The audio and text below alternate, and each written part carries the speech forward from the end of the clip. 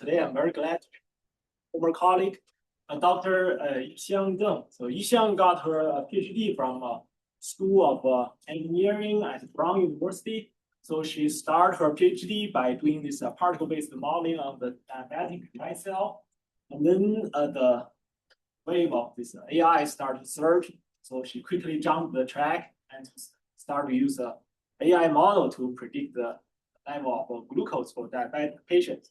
So after she graduated, she went to a Rogan Institute of MGH, Harvard, and MIT, I think, for postdoc training. So this Rogan Institute, I think, is built or founded by very rich people to help the collaboration between the hospital, like Massachusetts General Hospital, and the MIT and Harvard. So because her postdoc period actually overlapped with the COVID period, so she spent a lot of time on studying COVID virus. Once the COVID is gone, and she switched back to her main research topic, diabetes. And then she also became a assistant professor at the University of Delaware, computer science and the information department. So today she's going to share with us her main research project, investigating integrating machine learning, multiscale modeling in diabetes, in computational biomedicine, especially focused on diabetes. And I suggest you to focus on her model on predicting the glucose level after food intake, because it's very relevant. It can help you to determine whether you should have this very delicious lunchbox after seminar, or it's better to skip it for your personal health. So let's welcome Dr. Yixiang to start her presentation. Is audio on or close? So people can hear you. Yeah, just keep it. Okay. Okay. Oh yeah. Okay. It's being recorded. Horrible.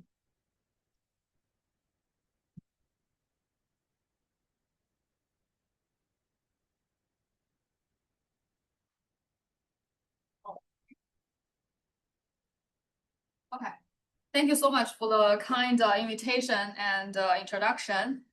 I mean, other than diabetes, I'm going to talk about infectious diseases as well.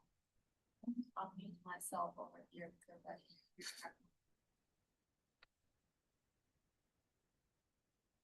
So I'm not sure if many of you know Delaware, but I had to introduce, I'm from computer and information sciences. And the University of Delaware is very close to the major cities like Philadelphia, Baltimore, and DC, as well as the New York cities. So we got to travel, there are trains commuting around there. And we were actually one of the oldest university in the United States, established in 1743. And then we had in the department, we had different research directions. For example, machine learning, cybersecurity, data mining, edge computing, autonomous driving, as well as bioinformatics. We actually also have a center for bioinformatics and computational biology in our program, and then also quantum computing, which is emerging recently. Right. So let's start our talk today. I worked on construction of digital twins, and especially focusing on the domain of medicines. So generally, digital twins are considered, as a digital counterpart of the physical world that you can measure, right? For example, in the domain of interest for me, I'm interested in studying the physiology of patients, right? And also oncology or other metabolic diseases as well. And from my background of engineering, I have a different opportunity to study this system, either from the physics or chemical space, where you can develop multi-scale models, either at the tissue level, organ level, or etc. And then also a recent trend of AI and machine learning really helps us study this system using data-driven approaches, right? Like machine learning, data-driven AIs are quite interchangeably, but with a little bit of differences. And then also by collaborating with the doctors, we can distill both, because they are regardless of any knowledges, or regardless of any existing knowledges or any data, they are just interested in predicting the outcome of their therapeutics. So they are acceptable of either multi-scale modeling and machine learning. So I joined UD in 2024. Majorly this talk about my PhD and postdoc work. My PhD students, they're still working on some interesting project, which is a derivation of some machine learning tasks that I'm going to talk about.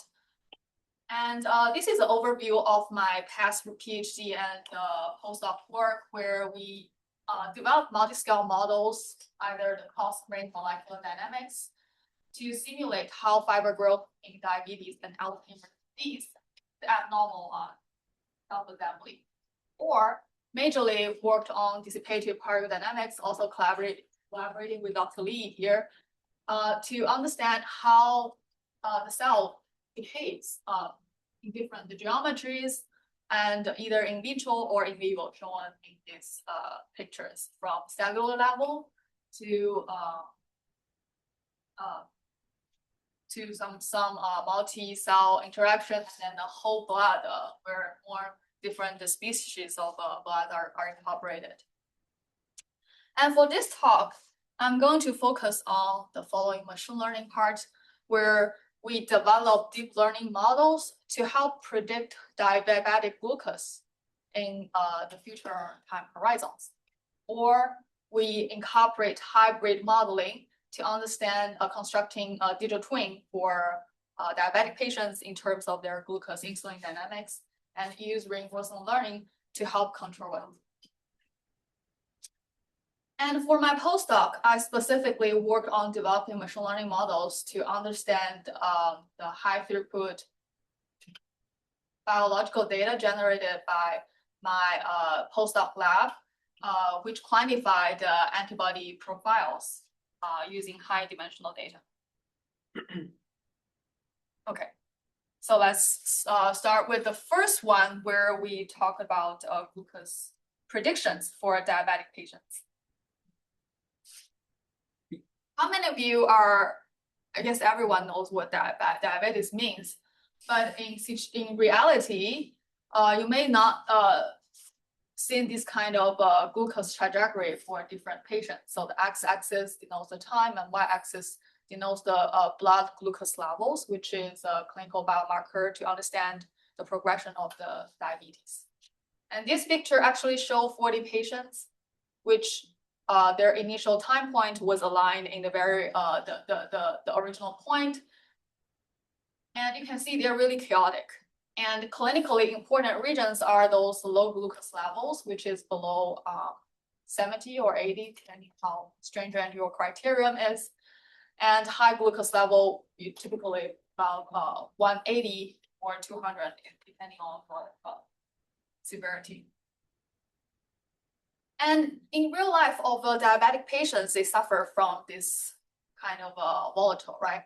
And the low glucose level usually is very acute, which can lead to coma or hospitalization if not treated well. And persistent high glucose level will destroy your cardiovascular system and increase the risk of cardiovascular disease. Therefore, my PhD has been focused on helping understanding the disease progression and prognosis, and aiding using these models to aid the decision making of whether, as He mentioned, eat more lunchbox or skip it, right? Or for diabetic patients, they need to actually take medicines to maintain a better glucose. And the key observation we found from the clinical data set is that, first of all, it's very highly variable dynamic, and you can see from the fluctuation of the trajectory. And the second is there exists some interesting inter-patient heterogeneity, meaning that the overlaps of glucose trajectory among patients are very rare. And by collaborating with Dr. Manzares at Harvard Medical School, we decided to develop a model which requires timeliness and accurateness as well as incorporating patient-specific prediction in a model that we developed to address those observations. However, this specific model requirements also leads to some challenges that we need to address. Right. First one is nonlinearity. Like this glucose trajectory is highly nonlinear. You can see from the illustration. And second, because of the time limits, right? You are faced with a situation, you have really a small data to learn the pattern from. And specifically, to allow machine to really understand the trajectory, we adopt a clinical setting by study the glucose correlations in their nearest future, right? We take, for our model, we take the red dots denoting one half hour glucose observation every 5 minutes sampled as the input of our model. And we want the model to predict the future glucose level Y, which could be either 30 minutes or 1 hour later, depending on the patient's need. Okay, as computer scientists, right, we still want to address the challenges of nonlinearity and small data. Back at that time, right, we are fortunate to know there are a lot of neural networks which could help solve this kind of time series problem. One of them, well known, are recurrent network, which is very helpful in processing like a language text, which is a sequential data. Also, convolutional neural networks, which has shown very good performances for computer vision tasks, processing images. And then transformer, which serve as a backbone of the nowadays large language models. Right? All of them are specifically helpful for some sequential data. That's why we adopt these neural networks.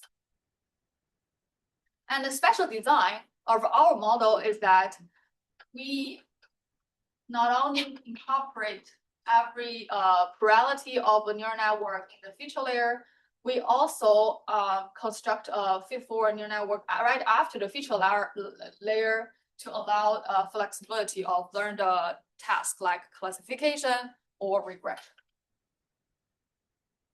But how about the, okay, so it seems like we have a good plan about the specialized neural networks, which could help solve the nonlinearity. But what about the small data problem, right? And we developed this deep transfer learning model, which take the following 2 steps. The first is we train our constructed model on the left using all leave one out strategy, which is a frequent use strategy in machine learning. That means we train our model on all but one patient's data. For example, if we have 40 patients, right?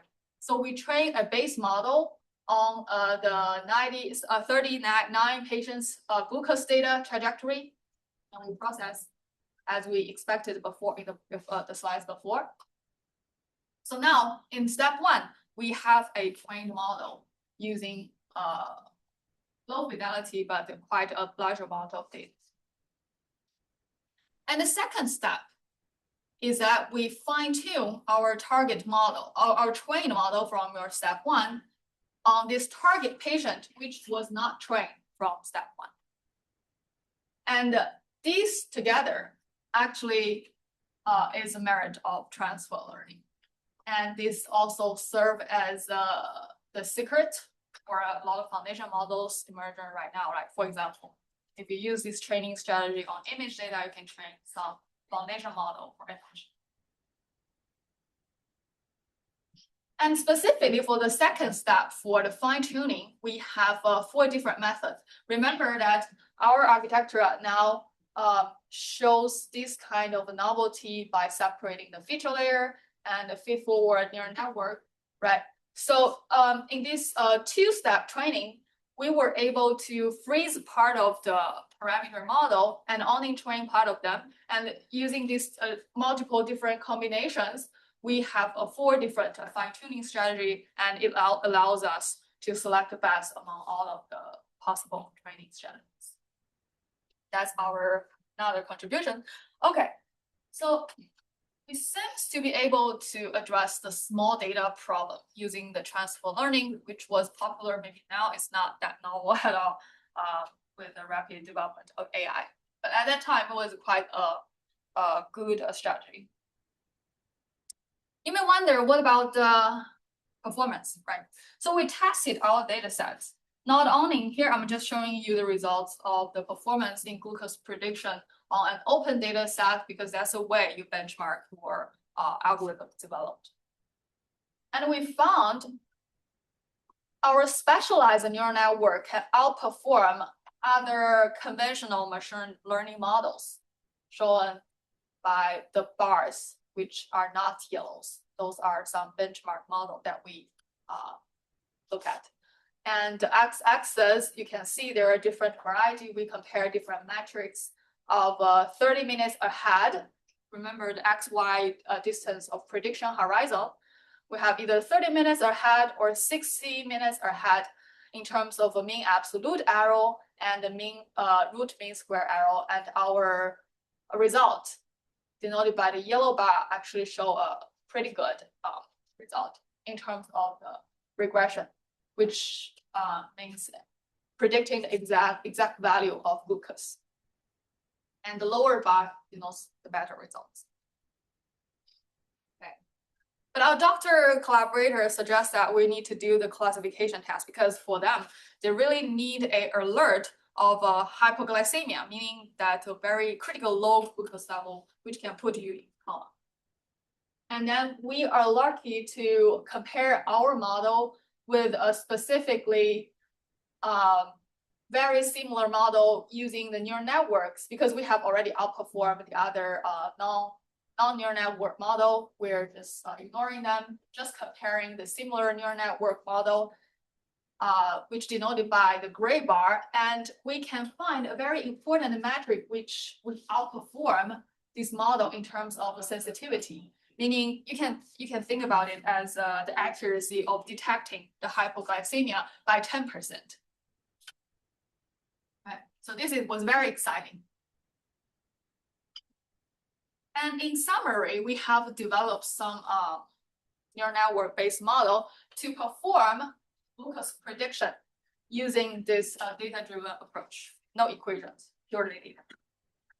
What my students are focusing on right now is that rather than just providing a metric in terms of accuracy of the prediction algorithm, we hope to develop algorithms which can incorporate uncertainty quantification, right? Because every prediction could be accompanied with some confidence levels. That's one future project I'm working on right now. And second, we were very lucky and naively using just the correlation between glucose levels. However, for the prediction. However, in reality, the glucose trajectory are determined by multiple factors. Not only just the meal intake, but for young kids, which are exercise intense in their daily life, we want to also incorporate that into the model and develop this multi-modality data, which can provide more accurate results. Okay. So that's about glucose prediction, but remember our goal is to still provide decision making, right? And in the second step, I specifically want to help the patient achieve this normal glycemia, meaning the glucose maintains stable over time. And this leads to us focus on the glucose control in type 1 diabetes specifically, because the previous project has been proved to be effective for both type 1 and type 2 diabetes. But for the control problem we are focused on, we want to narrow our scope to the type 1 diabetes. Just to give a background on the current situation of type 1 diabetes in America, is that 8.4 million people are having diagnosed with type 1 diabetes, and 2 million are Americans. These are maybe some old statistics, which I put 2 years ago. Maybe now it's growing as well. And many of them are actually kids. And this disease actually could be induced by either genetics or infections. But the common situation for the kids are that their pancreas, which is an organ responsible for insulin secretion, shows really few or no insulin at all. And if we visit some key factors which determine the glucose, as I mentioned earlier, is the food actually could increase the glucose, while the exercise intensity could actually decrease the glucose. Those are some key factors we're going to focus later. And currently, the biotechnologies to help kids or type 1 diabetic patients achieve a normal life is called developing this artificial pancreas, which can be separated into the following steps. One, the artificial pancreas should be able to automatically monitor the glucose level. And second, the artificial pancreas should be able to calculate compute amount of insulin, which is appropriate for the current glucose level. And third, the artificial pancreas will be able to deliver it. Basically, it's functioning as the normal pancreas are supposed to do. With this mindset, the wearable technology industry has developed a lot of devices for achieving those goals separately. For monitoring glucose continuously, we have continuous glucose monitoring. And for the third step, deliver insulin into a patient's body, we have insulin pumps. What's left to be solved, or actually is an active area of research, is that how can we optimize the insulin dosage? And specifically for us, we want to consider the major factors like food intake and exercise, which has been lastly discussed before, as well as patient specificity, because we have been inspired by the previous slides on the heterogeneity of glucose level over time for different patients. Okay, with this moonshot project in my mind, I separated this into two steps. The first step is that we want to construct an environment to evaluate the algorithm we are going to develop, because I'm mainly working on computational projects. And also, before you actually perform any clinical trials, maybe doing computational is a safer and less costly decision. Okay, second step, after we have this digital environment to evaluate algorithm, we want to use this digital algorithm to perform our development, prescribe insulin given the past glucose in a period, because that's the only data variable or quantity we can measure continuously and corresponding to continuous injection of insulins. And this glucose level measured over time will be a good indicator of patient's status. And specifically, the other wearable data will be incorporated is the fitness bands characterizing the exercise intensity and the insulin pumps, which help us quantify how much insulin is being delivered to the patient's body. Okay, so the first step leads to the question, can we reconstruct glucose insulin dynamics using just CGM? And a reflection on the current models to reconstruct glucose insulin dynamics in silico, they could be separated into two major domains. One is data-driven models, which could be autoregressive model or recurrent model, which takes the past glucose insulin and maybe just past glucose over time and just predict the corresponding insulin might be needed at some specific time.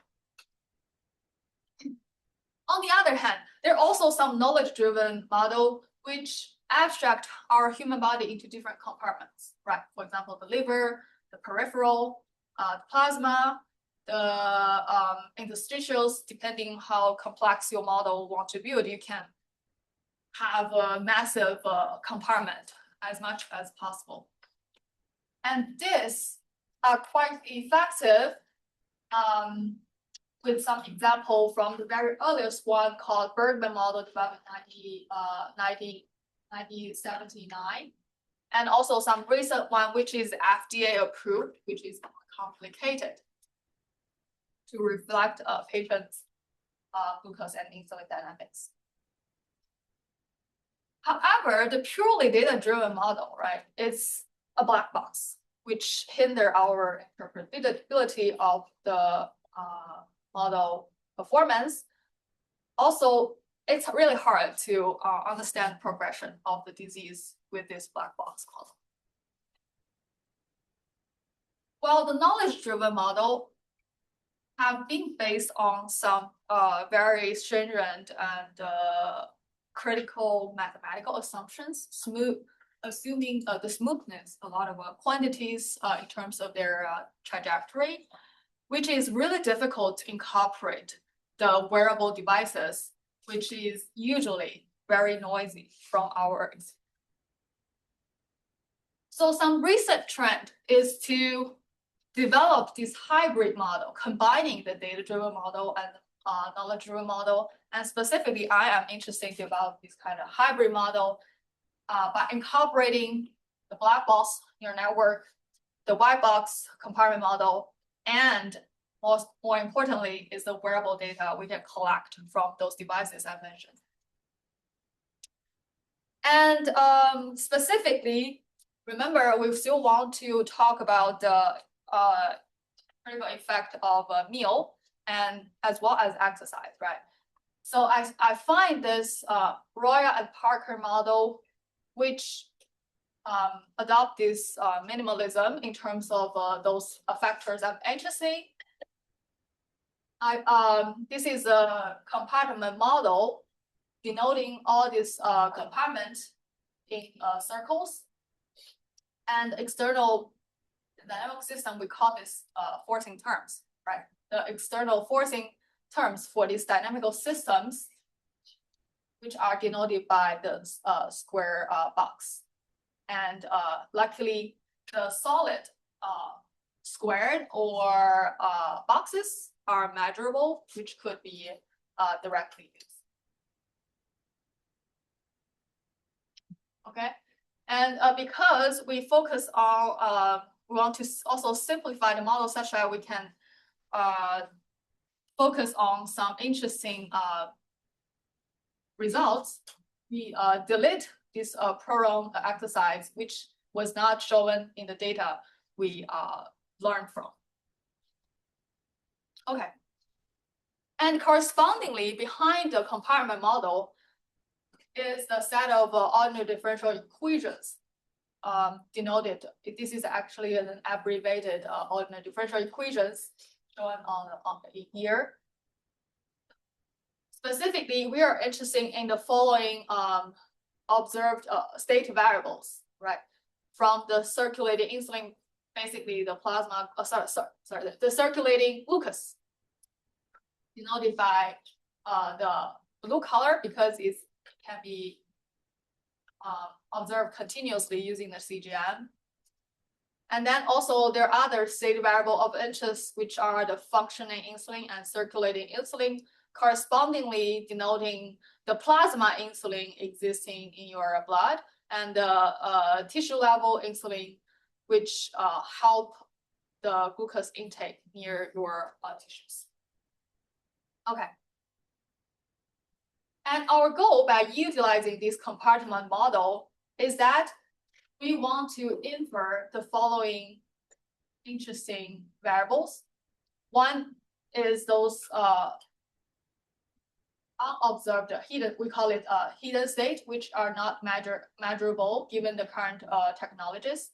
And second is the parameters from N to volume of glucose, blah, blah, blah, and etc. We want to infer these parameters and state which are not measurable. And the reason is that the parameters could present us with the patient specificity, which is important to quantify their disease progressions and designing patient-specific diagnosis and treatment. And in this case, we're going to have each patient has their own parameters from our machine learning model. Okay. And mathematically, this is actually called solving the inverse problem using the neural net, using specifically for us because we want to use neural networks. And some reflection on the solving the inverse problem is that inverse problem usually describe this general phenomenon where you want to infer hidden parameters we have shown before and hidden states governing the ODE with the partial observation. In our case, our partial observation is the plasma glucose, and those circulating or functioning insulin are those hidden states we are interested in. And the reason of using neural networks is that, first of all, it can really help us approximate complex nonlinear patterns shown from its successfulness in CV. And although differentiation in the neural network mechanism could help us solve differential equations which require differentiations. Okay, so I start off with the systems biology informed neural networks, which takes time as an input and output the state variable we are interested in, no matter is observable or unobservable. And I developed this, I modified this to specifically work for my data set. And to summarize is that we want to train a feed-forward neural network which takes time as an input and output the state variables. But how can we make sure the FMN converge? Is that we impose this constraint of data loss in the first term, which fit the wearable data we collected, and ODE loss in the second, which calculate the residual of all differential equations, and then the initial value loss, which auxiliary loss, which help constrain the initial values to be physiologically relevant. And key novelty in the work I published actually recently on smart health is that I use adaptive weight for each loss to allow fast convergence for the three multitask learning process. And then we also use time-dependent hidden parameters to account for the long-term glucose variations. I'm going to show you that we actually learn the glucose level over 2 weeks. And the result was actually very surprisingly good in that if you look at the rightmost circulating glucose, you can find our inferred, we have two kind of glucose learning. One is directly output from the feed-forward neural network, which is denoted by the pink color. And the second is that we just want to predict the glucose using the model parameter we learned by solving a forward ordinary differential equations, right? And they fit actually pretty well with a little bit of unsatisfying discrepancy in the very tail of the glucose trajectory.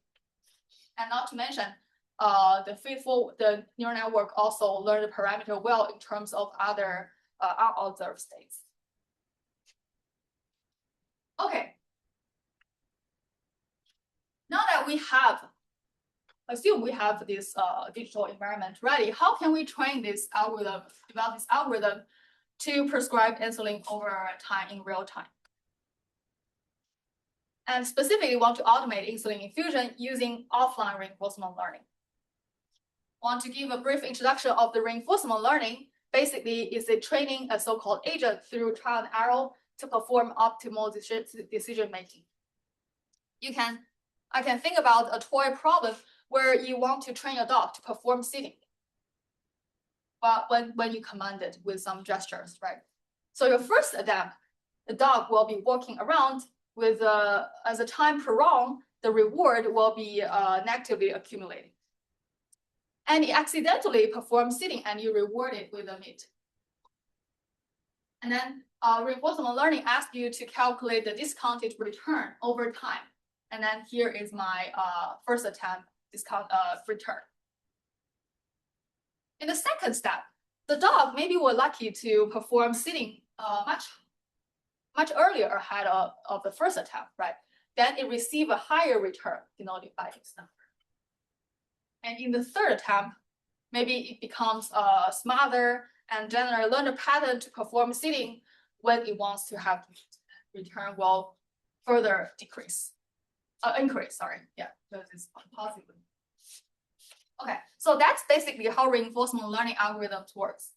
However, for our task to automating insulin infusion in real time,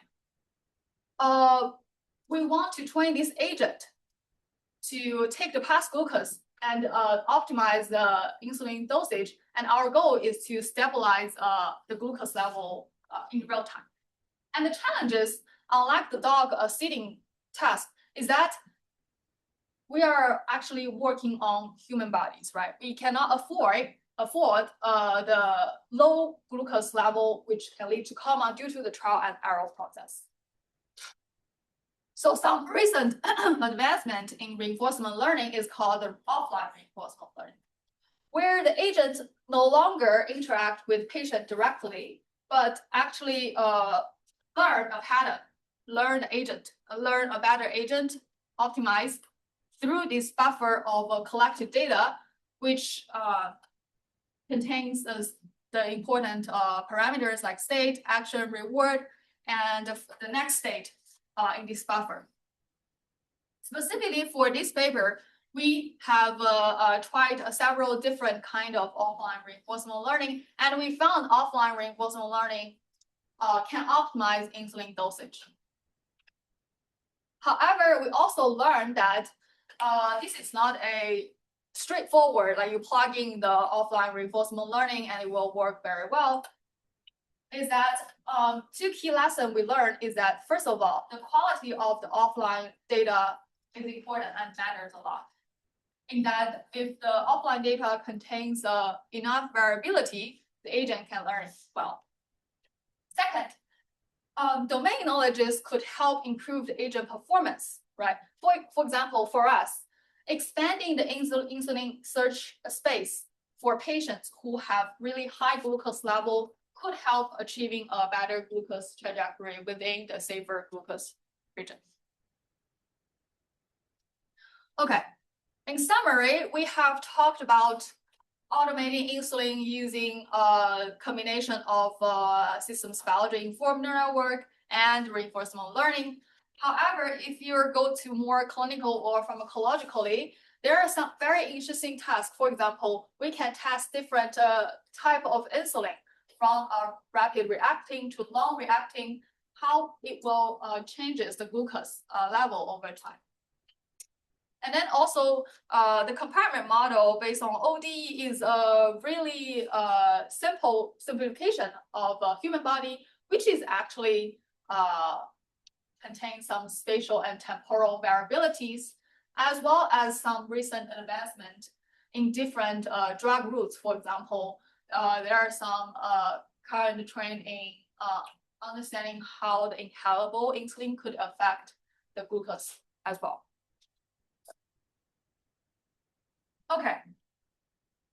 And after in my postdoc, I got really interested in this computational biology, and I'm happy to learn that all biology is computational biology, right? And my PhD work has actually also incorporating both the knowledge-driven model and data-driven model in that case. And I developed the hybrid glucose models for diabetic tests. And then COVID hit, as He mentioned, right? And I joined this postdoc lab to really understand biology, to help understand biology better. And specifically, my lab, my previous postdoc lab was focusing on coronaviruses and corresponding antibody responses. I don't need to mention the severity of coronaviruses. We have all experienced that. And In our previous lab, we focused on how to quantify the effectiveness of antibodies, which is this Y-shaped protein having this head called Fab region, and the tip is the Fc region.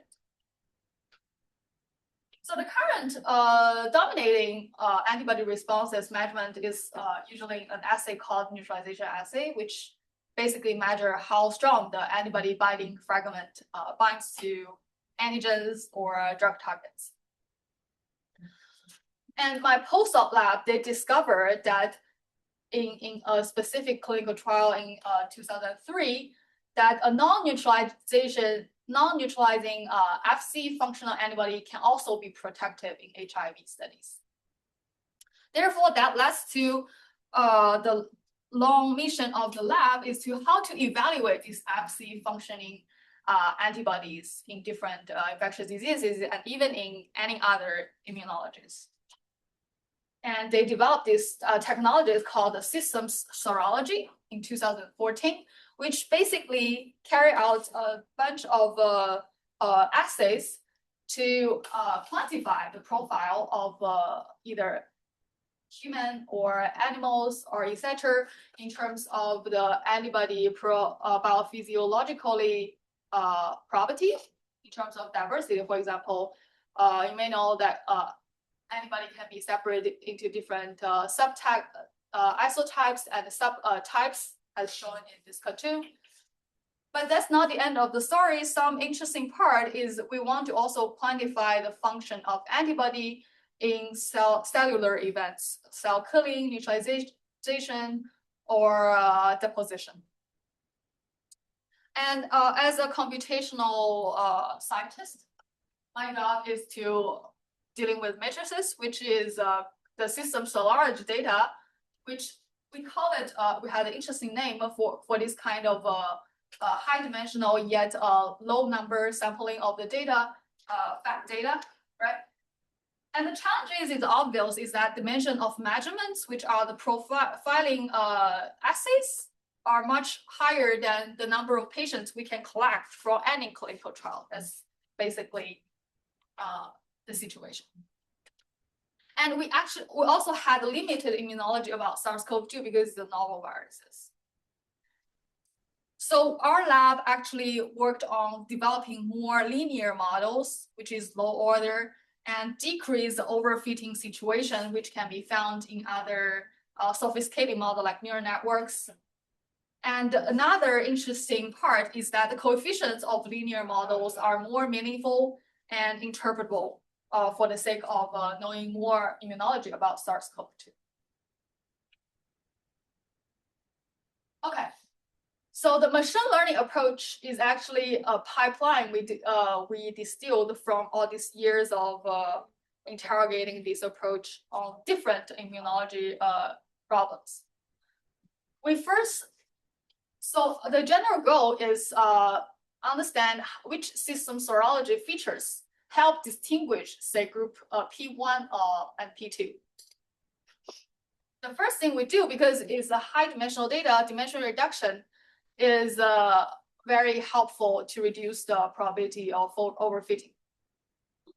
And second, after the dimension reduction, we project this smaller subset of features into a 2D latent space to help separate these two groups.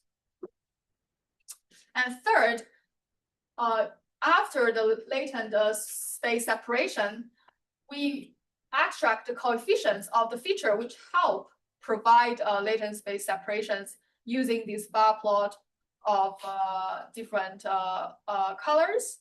And the colors of bar will denoting whether this feature is enriched in feature. Some examples of dimension reduction could be PCAs, and for the projection, we could use partial least square discriminative analysis, which is linear. So one of the projects I worked on is understanding hybrid immunity in SARS-CoV-2 using machine learning. And hybrid immunity is denoted by this infection followed by vaccinations, which are denoted by the white dots. And then we have fortunate to have blood samples after each infection, which denoted by this red petals like shaped. And in contrast, we want to see how the prior infection of COVID has different immunology in contrast to the vaccination only group, meaning that they only received 2 doses of vaccinations.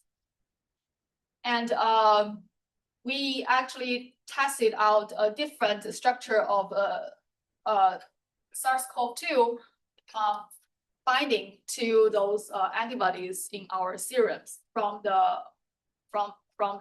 samples. And specifically, by working with a professor at UCL, we got to test how different vaccine platforms will help drive the different immunologies in these 2 groups. So this is a key summary of our model, is that we could use a very simple linear model to separate the vaccination-only group denoted by the blue dots, separated with the hybrid immunity group, which is denoted by the yellow dots here. And see a good separation in the latent space, regardless of the vaccine platform of mRNA or vDNA. And the bar plot of the coefficients for the linear model helps us understand that hybrid immunity triggers S2-specific immunity in both platforms. And S2, in terms of the structural biology, is the conservative part of the spike protein of the SARS-CoV-2 viruses. So this actually could inform vaccine design to target this conservative region of the spike virus.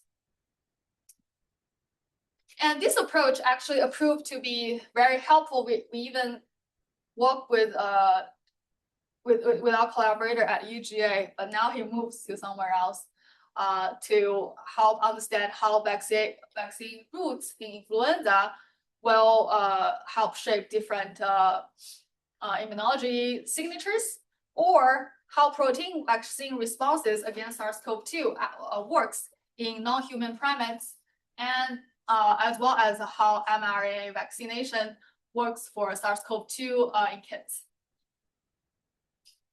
Okay. In summary, we have developed this linear model to understand high throughput fat antibody responses. But to go deeper, right, we could extract the high order interaction among those features and even provide a causality of those features in terms of determinant of vaccination outcome, etc. Okay, doing good on time. And some active project in my lab is I want to accelerate biomaterial discovery via deep learning and multi-scale modeling, especially protein design for vaccination. And continuing on my work for glucose learning in diabetes to enhance real-time decision-making and optimize the therapeutic strategies. And then now with collaborators collaborators from engineering in our school, we are also extending the physics-informed machine learning for battery, plastic, and biomolecular designs. Okay. I think I'm doing good on time. Thank you. I want to shout out to my internal grant, which supports my recent project on diabetes, which is Delaware. If you feel any interested or want to reach out for any collaboration, feel free to scan this QR code and email me. And yeah, that will be all.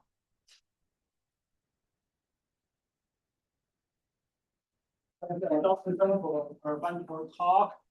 And first, I want to ask, is there any questions from the audience online? Yeah, I have a quick question. Can you hear me? Hello? Yeah, Can you hear me okay? We cannot hear you. Yeah, so my question is with regard to the second project. So could you comment on sort of data privacy issues with your diabetes monitoring, and how do you consider that, as part of your model development and sort of deployment at the end for actual practice?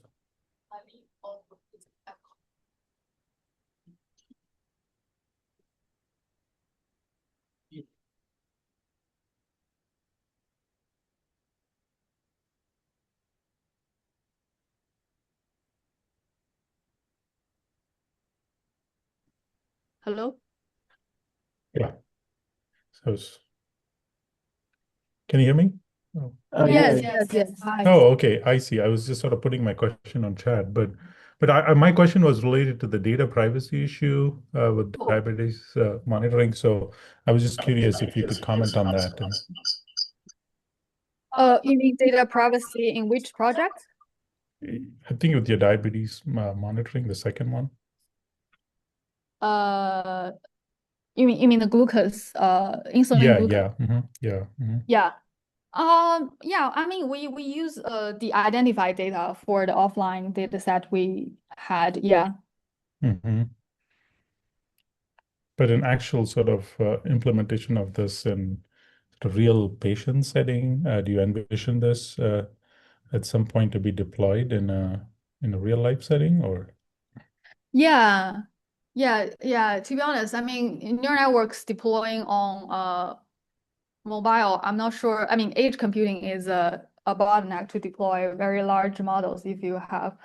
But in the future, if the computational capacity of these kind of edge devices increase, there is opportunity to deploy some sophisticated algorithms to the edge device. And in terms of data privacy, I think by using the so-called federated learning, maybe that's an opportunity to I see. help achieve data privacy. But yeah, that's my Okay. Yeah. understand. Thank you. Thank you. Mhm.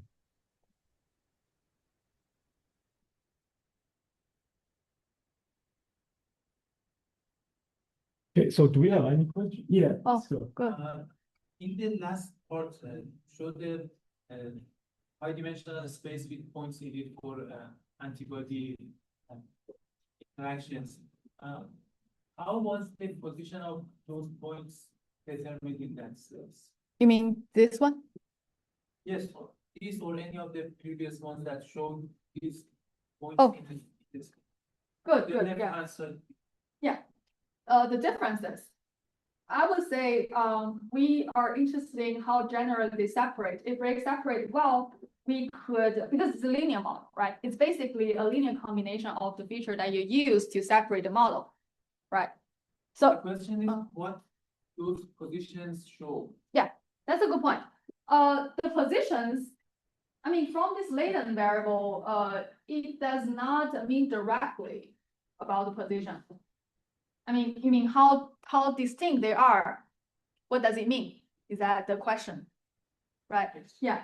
I wouldn't say how this. It means they are separate well in this latent space. They have a different. They belong to different groups, but how far, in terms of distances, I'm not sure. Yeah. It gives some qualitative separations rather than very quantitative from my point of view. But I should check that for sure. Yeah. Thank you. For project where you were doing like the glucose prediction model, the first one that you showed where you were like forecasting the next points. You mentioned that you had 4 different methods you were fine tuning. Do you think like super briefly? Yes. Those 4 different methods were? Definitely. Yes. Good questions. Yeah. So I mentioned, so when you switch from your step 1 of transfer learning to second, you can freeze your parameters, right? So depending on which one, I mean, usually you want to either freeze your feature layer and fine tune your feed-forward neural networks, right?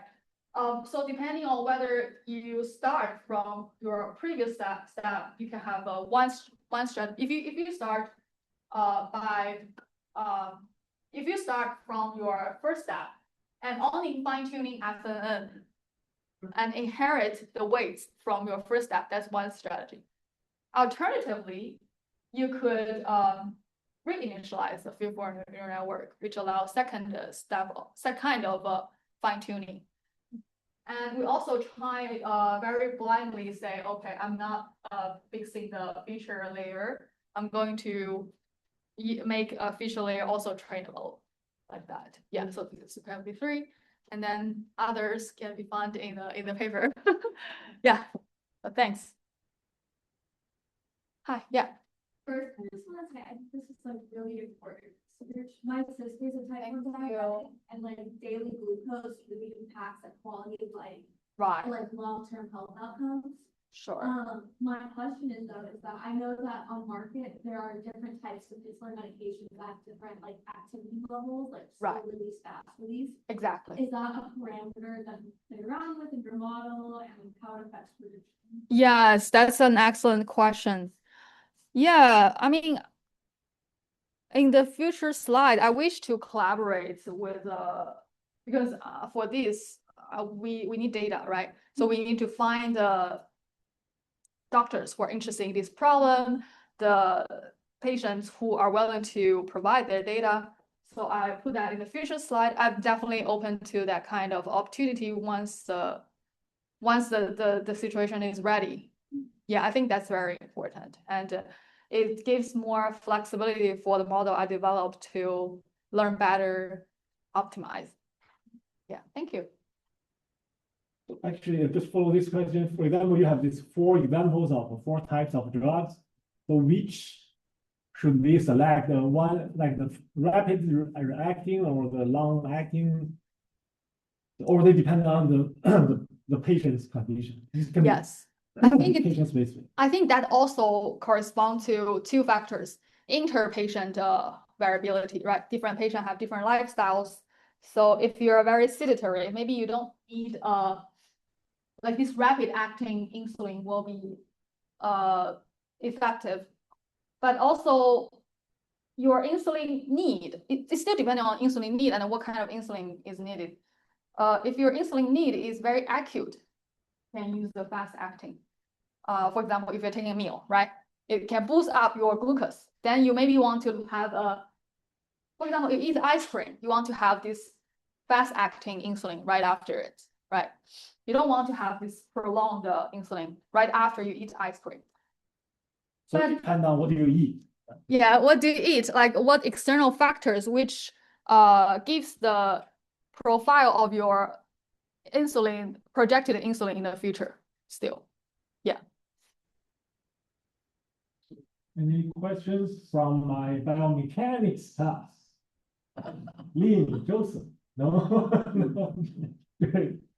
Yes, yeah, go ahead. Question about the reinforcement learning method.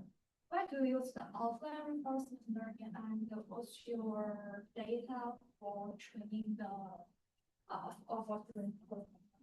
Yeah. So like a traditional, like non-offline, or we call it online reinforcement learning, you need to train, optimize your agent by interacting with the environment. And the environment in our case is the human body. But the caveat or the difficulty is that maybe your agent will make mistakes, right?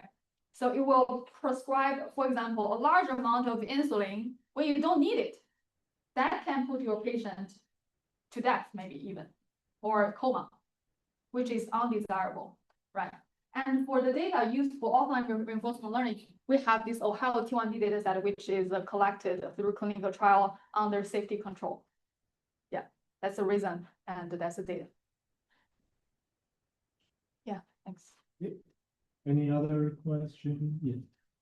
Yeah, I have a question about the compartment models. As you see, there are a lot of compartment models about insulin therapies, and how do you choose the size about the compartment models? All the structures, what do you do based on the since then? Yeah, good question. Yeah, I think also we want to adopt this very famous saying is that all models are wrong, some are useful. Yeah, so that's actually my shade for any this kind of a question. Yeah. But I have to admit, like you can only because any this kind of mechanism model or like a first principle model, we build up like we first have strong assumptions, and then we lose our assumption gradually to account more complexity of the system you are observing. That's how you need to prioritize. Yeah. For example, the important factors for glucose level is the meal for sure. So I need to incorporate meal. And second, external insulin. I need to incorporate insulin. Well, others may be optional, right? Also, there are also complexity. I mean, every factor incorporate. For example, what kind of meal? Like you can go really detailed to the protein level, the protein in your diet, the carb in your diet, the fat in your diet. And then for insulin, not to mention this long acting, short acting. And for exercise, maybe we also need to know the physiology of exercise for the glucose dynamics better. So I think it's a step-by-step improvement. We know the human better, we can build a better model. That's my understanding. Yeah. Okay. Any other questions? Okay, so if there's no more question, I think we conclude our seminar. So I want to thank the speaker again and also thank everyone for coming. Thank you so much. I think it's time to elevate our glucose. So let's finish the next part. Okay.